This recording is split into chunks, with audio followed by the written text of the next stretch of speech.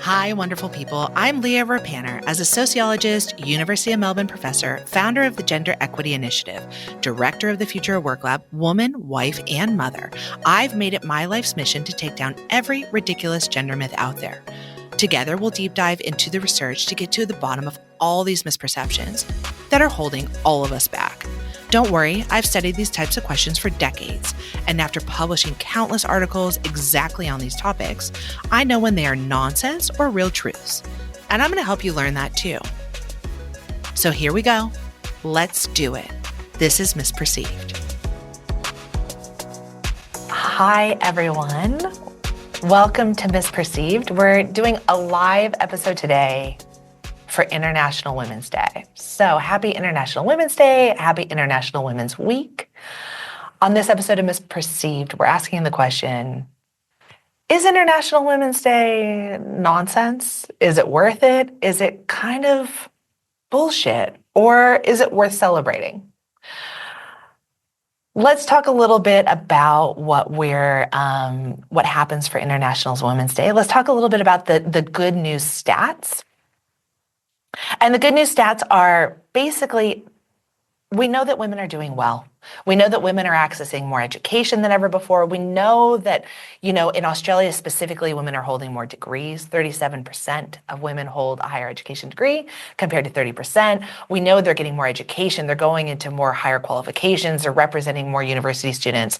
That is a win. That is the result of decades of hard work from women all around the world, just having to work incrementally to increase women's access to things like education and employment.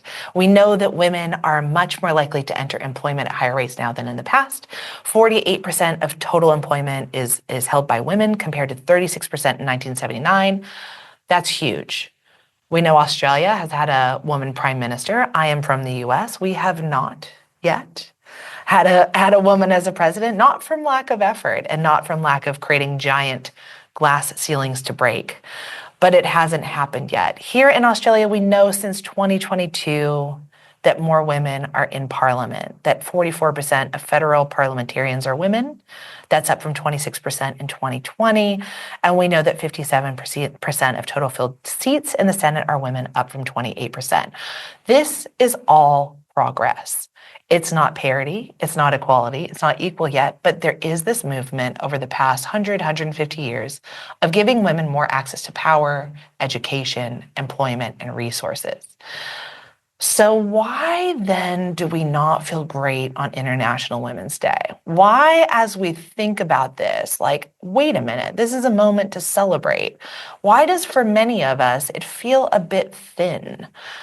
How does it feel for you when you are thinking about International Women's Day? Are you like, this is the day, I'm ready to go? Or are you also thinking like, oh God, what is this? It feels a bit shallow. Every year I get asked to participate in a range of activities for International Women's Day, and usually every year I say no. The reason is that International Women's Day can feel a bit crowded. It's a lot of people talking in one week in one space. And that can feel like, what's the purpose, right? We get lost in the noise. One woman said to me this year when she asked, and this year I am saying more yes, but one year she said, I just can't hear another career journey. I can't hear another woman get on stage and talk about her career journey. And I want to tell you, I think she's right. If I were asked to be on a stage and say, how did I end up where I ended up? I would tell you the story about my career journey. You would be so impressed with me, my resilience, my tact, my ability to make it through an unexpected pregnancy and have a baby in an era when I didn't even anticipate it and didn't have a job. I applied to 150 jobs before I got this job. There was a tenacity, a drive, and a will that I had that was, I'm going to be honest with you, impressive. However, my advice for you right now is nonsense. We didn't have generative AI. We didn't have a housing crisis. We didn't have a COVID-19 pandemic. So I'm going to tell you about my career journey and be like, do A, B, C, and D. It's insane because you are facing very different parameters, constraints, challenges than I am. And what I might say to you is going to be potentially outdated. So I get why this woman, I'll get off this tangent, but I get why this woman is like, I can't hear another career journey. Try hard, go girl, do more. It feels thin. It feels useless. It feels like asking you to solve a problem that is a structural problem again and again and again. So when I think about this, like, are we right to feel this way? What's coming through? And I'm going to give you two arguments in this. And I think you're going to love this podcast because I actually personally love this podcast. When I thought about what do I want to say to you on International Women's Day and how do I want to celebrate it? How do I want to acknowledge it? I'm going to tell you two things. The first thing is we should acknowledge how far women have come. That is incredible. That is nothing short of heroic. And that is the result of decades and decades of hard work and women stepping out, putting their neck out, protesting, advocating, stepping into the line of fire, experiencing misogyny, experiencing discrimination, and keep going. That is something we should celebrate. But the problem is that we're often thinking about International Women's Day from this lens. We're thinking about, if we go to the UN says, it's a day when women are recognized for their achievements without regard for divisions, whether national, ethnic, linguistic, cultural, economic, or political. That is an impressive aim. And that is how we understand International Women's Day. It's about acknowledging achievements. How do I know this? Well, there's research. So if we take a study done by Mike Thilwall at Statistical Cybermetrics Research Group at the University of Wolverhampton, UK, what Mike did was he took all the International Women's Day's posts, so it's called International Women's Day 2009 to 2020 on Twitter, post-feminism or fourth wave feminism. And basically what he did is he scraped all of the tweets from 2009 to 2020 that were had the hashtag International Women's Day, and these are all the tweets coming from the UK and the US. And here's what he found across this period of time. There were some general themes that came through. If women were talking to other women, they would say things like congratulations. They would say things like positivity. They would say things like chase your dreams, empower. They would talk about empowering women, supporting other women. They would also talk about what would the world be without women. And so in this lens, women are talking to other women with this real empowered lens. Like it's like the go girl. Let's acknowledge where we've come. When they look at things that are kind of more general or the specific praise, people are talking about beautiful, gorgeous, fabulous, talented, strong, powerful, amazing, and leader, including hashtags like who run the world, hashtag girl boss, and hashtag strong women and fierce. Again, these are things we should celebrate about women, not necessarily beauty, right? And when we go into this like beautiful thing, that's like we're tapping into these things about women being valuable for their looks.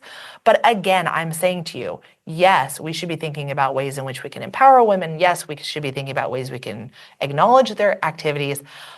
But that's not the purpose of International Women's Day. Before I get to that, I'm going to say to you what the men were saying in those tweets. Sometimes they were praising the women in their lives, but they were also talking about hashtag Men's Day.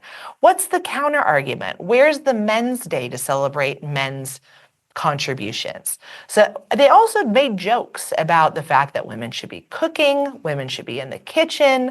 And so there is this counter tide that comes in response to International Women's Day. This is the status, according to Twitter, of how we talk about, view, and frame International Women's Day from 2009 to 2020 in the UK and the US.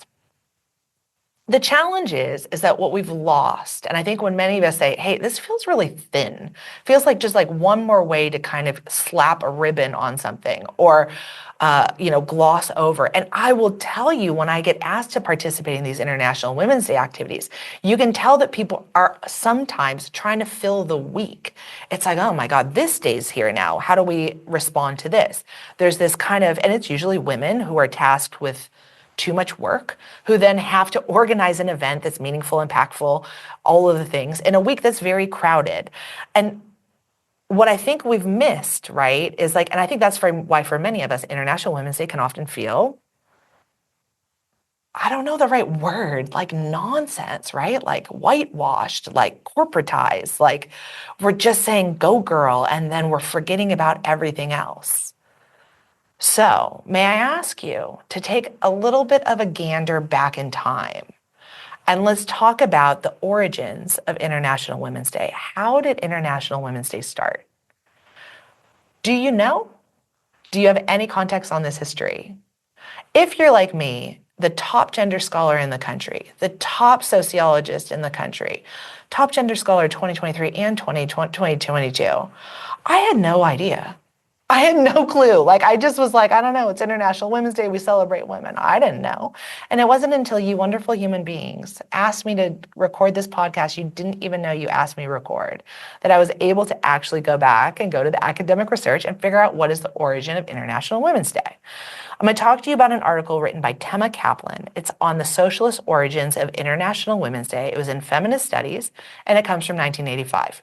1985 is fine. We're doing a historical account. How did International Women's Day emerge? Are you ready? Sit down. Here's the story. International Women's Day, the first one, was held February 23rd, 1909 in the US. What was happening before that is in the late 19th century, so previously, there was a socialist movement. Now, I know those of you in the US are going to be scared. Socialism was this idea that workers were coming together to fight the conditions that were really deplorable in terms of working conditions, right? It was a collectivist movement of people around a shared issue. In this example, it was this period of time where, there was a rise of factories, it was really unsafe environments, there was a lot of concentration of wealth. Let me describe a period of time you can't understand. A lot of concentration of wealth in the hands of few, and workers were coming together to fight for their rights. Rights like a 5-day work week, rights like safety in the factories. And so International Women's Day was part of this movement. It was part of this movement of both socialists and anarchists coming together to fight for what they wanted. Now, it's similar to something called Women's Day. They had many of these holidays that came about. And what they would do is they would organize these protesters. I'll take socialism out of it so we don't have to be scared. These protesters, or these people, would come together and organize communities together around a shared set of common goals. And usually what they would do is they do them on Sundays. The reason they would do them on Sundays is because people work during the week and they wanted as many people there, so they didn't want them to miss any of the work. And now what I want to say to you is, like, this type of organization of people coming together against causes was really common at this period of time. So you had Bastille Day, you had May Day, and it was all these workers coming together to organize. Now, the problem is that for women, they were excluded often from these groups. So there was a lot of discussion about, should women be a part of the labor movement, full stop, or do they need to be separate? And then simultaneously, there was another movement of women around suffrage, right? The idea that women needed the vote.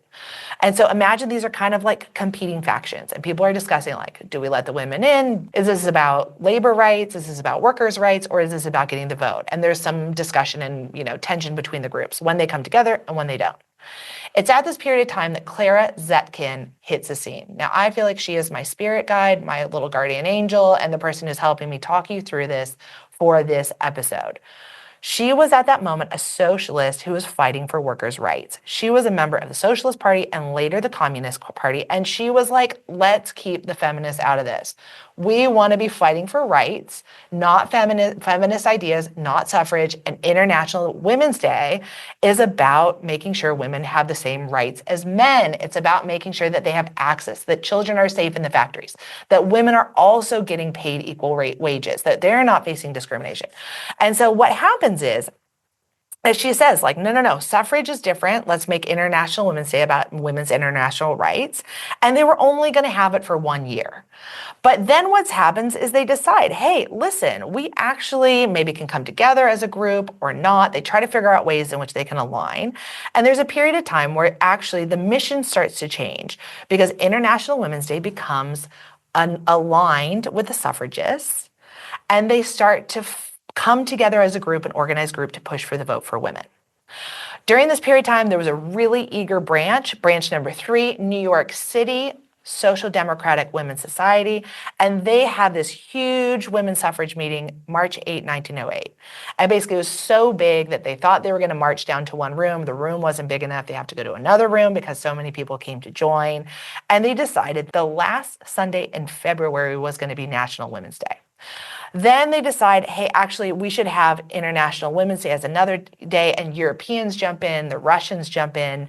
Everyone is starting to come together as a group of women to fight for various issues, right? So thinking about like, hey, I am a woman who cares about suffrage. How do we bring women together to kind of protest about this? Or maybe we care about workers' rights. And this becomes a way to unionize or bring women, collectivize women to come together to fight for them. I feel like you guys have got it, so I'm going to stop saying that. They were all inspired by the British. They march in white and they wear across their chest the badge, whether they're there for suffrage or women's rights. And they were finding that actually women's rights was a bigger issue for people than the suffrage. So this is kind of this transition. But what happens as a result of that is that women around the world are looking at other women around the world and seeing how they're coming together and collectivizing. Imagine this is pre-Twitter. This is pre-TikTok, where you are looking to see how did they do it? What did they do? What are they fighting about?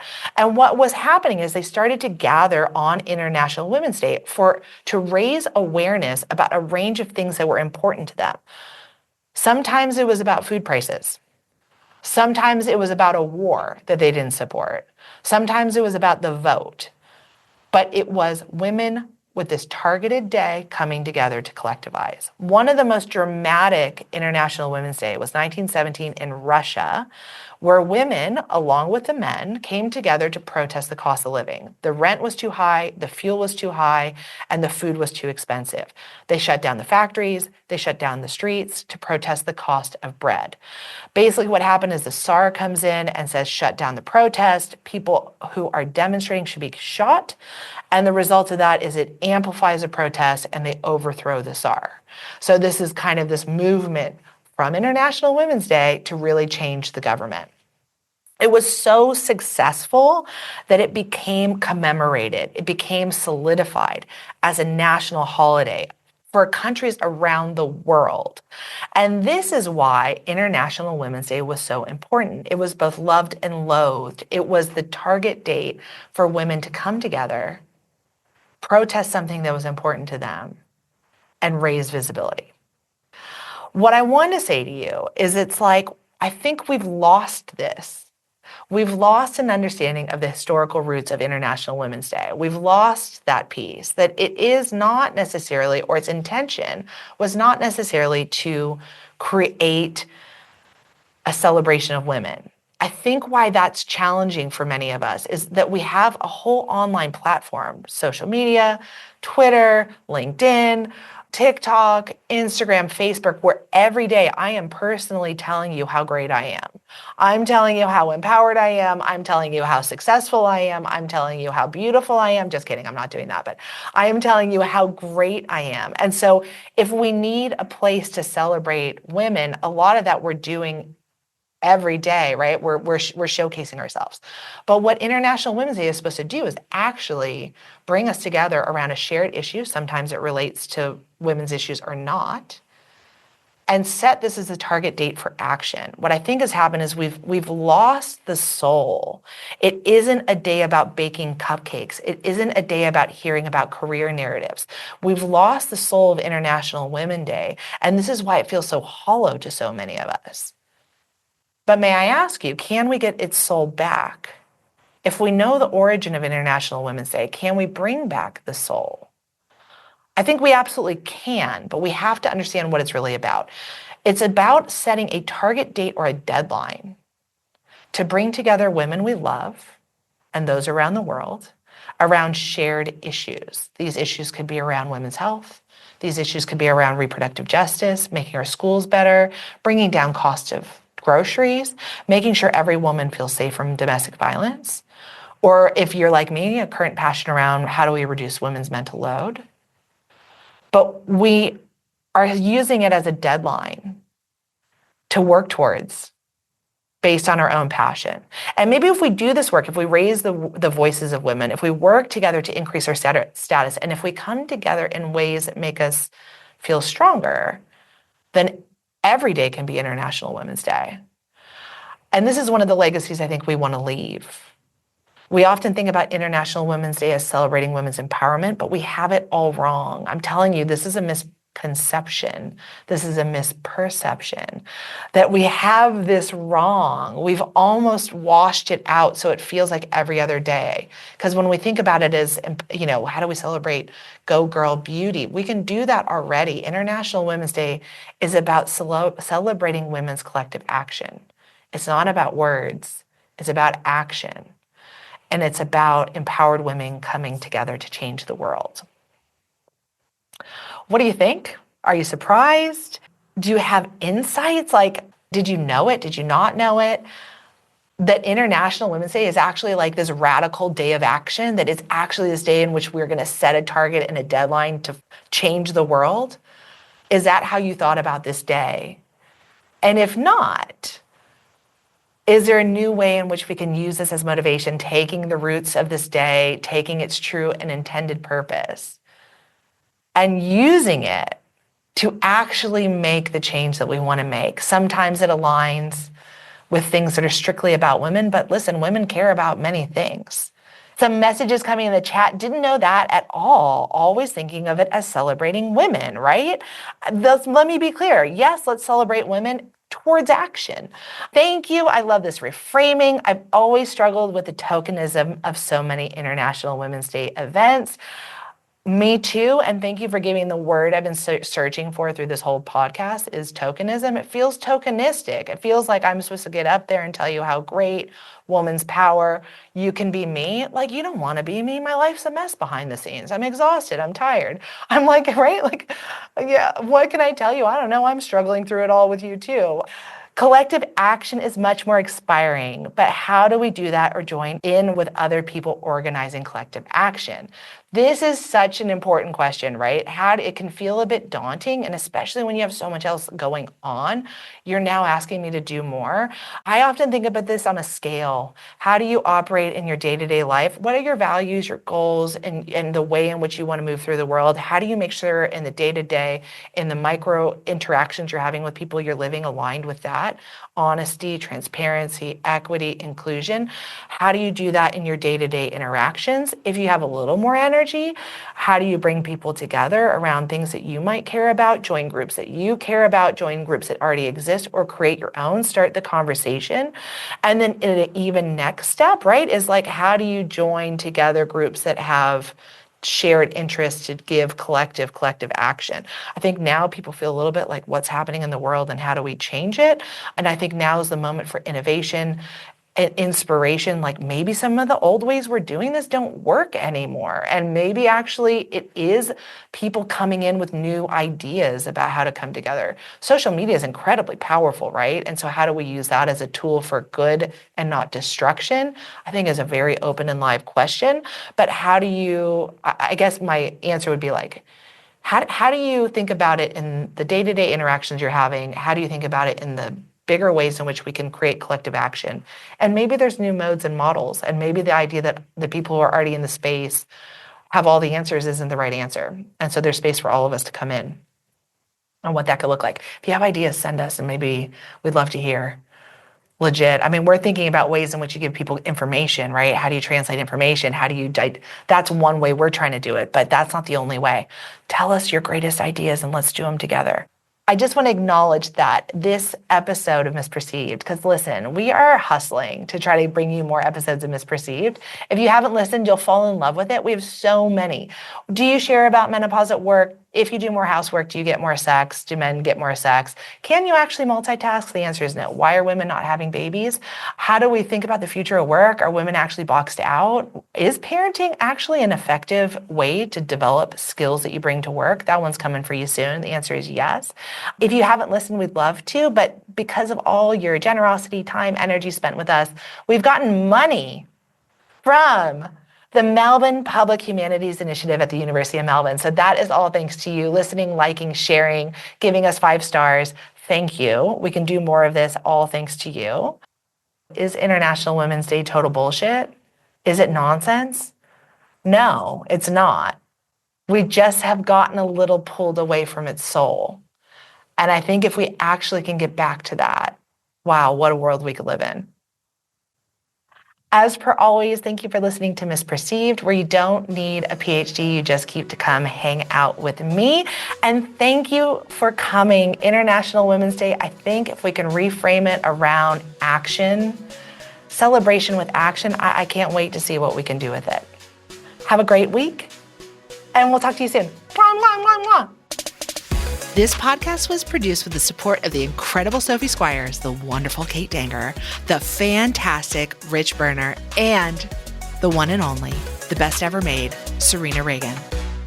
I would like to acknowledge that our podcast is recorded on the lands of the Wurundjeri Woi-wurrung people of the Kulin Nation and pay my respects to their elders past and present.